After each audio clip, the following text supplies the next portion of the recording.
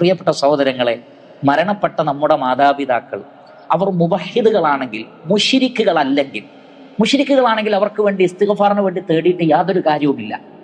പരിശുദ്ധ ഖുർആനിലെ സൂറത്തു തൗബയിലെ 113, 114 ആയത്തുകളിൽ അല്ലാഹു പറയുന്നത്, മാ കാന ലിന്നബിയ്യി, ഒരു പ്രവാചകനും പാടില്ല, വല്ലദീന ആമനു, വിശ്വാസികൾക്കും പാടില്ല, അൻ യസ്തഗ്ഫിറൂ ലിൽ മുശ്രിക്കീൻ, ബഹുദൈവ ആരാധകർക്ക് വേണ്ടി ഇസ്തിഗ്ഫാർ നടത്താൻ.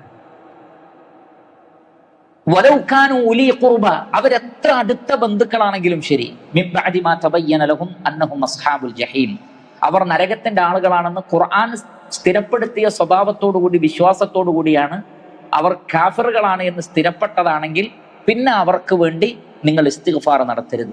അപ്പോൾ ഇബ്രാഹിം നബി നടത്തിയതോ ഉപ്പാക്ക് വേണ്ടി.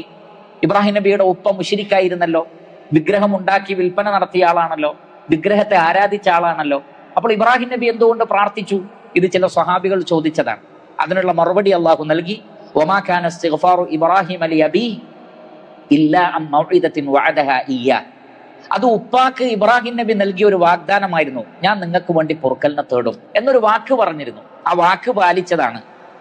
എന്നാൽ അദ്ദേഹത്തിന് അറിയില്ലായിരുന്നു അങ്ങനെ ദുആ ചെയ്യാൻ പാടില്ല എന്ന്. എന്നാൽ ഫലമ്മാ തബയ്യന ലഹു അന്നഹു അദുവ്വുൻ ലില്ലാഹ്, എന്നാൽ തൻ്റെ ഉപ്പ അള്ളാഹുവിന്റെ ശത്രുവാണ് എന്ന് അദ്ദേഹത്തിന് ബോധ്യപ്പെട്ടപ്പോൾ തബറഅ മിൻഹു, ഉപ്പയിൽ നിന്ന് പിന്നെ വിട്ടുനിന്നു, പിന്നെ ദുആ ചെയ്തിട്ടില്ല.